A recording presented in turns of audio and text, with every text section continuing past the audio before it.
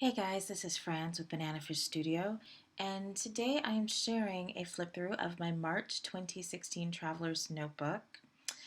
So I started out like I have been starting out the past couple of months, and that's just with a picture and some journaling. I just choose a picture that I feel is pretty representative of the month and journal about my hopes for the month and what I have planned for the month.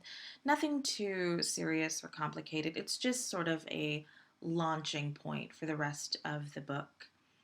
And I just added a few embellishments. That's it. So, one thing that I've been doing throughout this book is I've been printing on just notebook paper, stitching around it, and then gluing those inside of the book.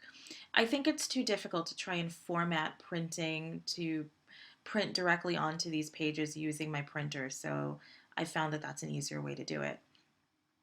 I created a pocket for my monthly gratitude list, and that pocket is there primarily because I messed up underneath and I had to cover it. And then the stamps that I'm using in the book, throughout the book, are from both the March Gossamer Blue kit, and then towards the end of the book, it's also from the April Gossamer Blue kit. This is a page, just picture, some pattern paper. I used a combination of paper from the March Gossamer Blue kit as well as older paper and paper from the Craft Market Crate Paper collection. We had some guests, well, they're not guests, they're family. Well, they're family and guests come into town at the beginning of the month, the first week of the month, and we went down to the market. So I journaled about that.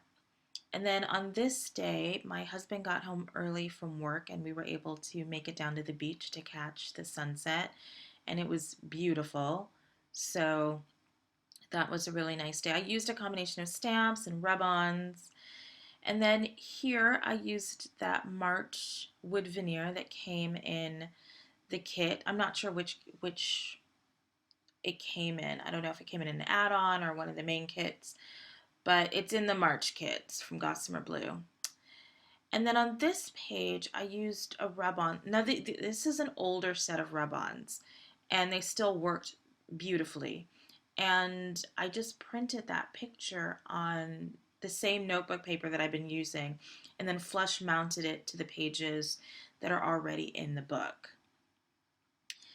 I did a bit of watercoloring on this currently page and cutting out, and I don't know if I'm going to do that every month, but it was fun to do it for this month, and I feel like I could change it up every month and get creative. So I used another wood veneer there.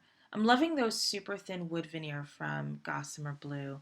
I feel like those work better in my book than more dimensional embellishments. Some more stamping on the pictures and stamping on the page, and journaling and stuff like that. I I'm using a lot more embellishment, I feel, and I like that because it's a really good way to work my way through all the little things that come in my kits that I don't have the inclination to include on my layouts because I don't really embellish that much on my layouts. So this is when I started to incorporate more April stamps and April bits and pieces from the kit because I received my April kit, so I was able to include some of that also. This is a page similar to a page I made last month where I just talked about things I'm really loving right now, and I included some rub-ons like that. This Life is a rub-on. Just added some journaling under that flip up portion and a journaling card, a 3x4 journaling card under there as well. This page is just about my dog. Every book can includes a page about my dog, and I used some stickers that came in one of the kits. And that Feeling Lucky is from the March stamp set from Gossamer Blue. I think it came in the Life Pages kit. Then I just used some pattern paper from an older kit and call that page done. This page, my husband was growing a beard during the winter and he decided to just cut it off for spring, and I wanted to document that. They kind of look like mugshots, but they're funny.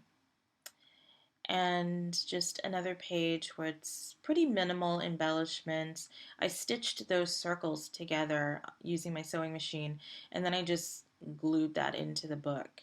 So they're not actually stitched to the book, they're stitched to each other.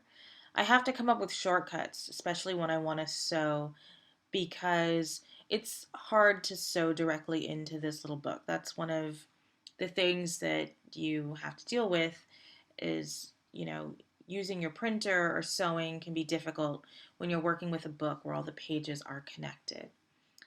This page I used a full-size photograph, and then I did some watercoloring on the right-hand side. So it's watercolor, a rub-on, some stamping down at the bottom, and I thought that I would never get the opportunity to use that pineapple paper, but a Trader Joe's just opened in my neighborhood, and I took a picture of the pineapple that was outside. It was like a pineapple display. So I was able to use that paper. It seemed fitting. And I left that last page blank because I like to focus on my one little word for the month, and I haven't included the picture or the journaling yet, but I have it ready to go. So yeah, that's it. That's March, and I have already begun April. And this is a nice little, it's not super chunky, but it's one of my thicker books so far. So thank you so much for watching, and I hope you join me next month.